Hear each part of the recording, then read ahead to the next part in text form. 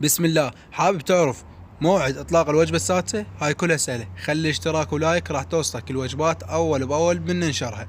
موعد اطلاق الوجبه السادسه راح ينطيك اياها ابو احمد الاسدي، الوزير العمل والشؤون الاجتماعيه.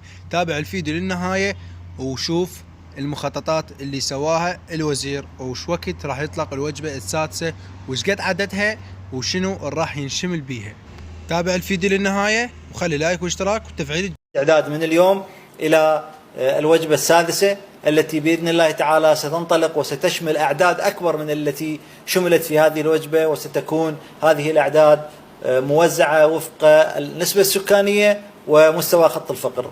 كذلك طالبت من الأخوة في هيئة الحماية الاجتماعية وفي المكتب الإعلامي أن يعلنوا بشكل واضح الأعداد التي شملت في 52,000 التي أعلناها يوم أمس على مستوى المحافظة وعلى مستوى القضاء، وكيف قسمت بناء على نسبة السكان وخط الفقر المقرر من وزارة التخطيط، حتى يتضح للجميع أن ما قامت به الهيئة وما قامت به وزارة العمل هو توزيع وفق النسب السكانية ووفق نسب خط الفقر. وبالتالي احنا واجبنا ومسؤوليتنا أن نتحرك لوصول هذه الإعانة إلى جميع مستحقيها.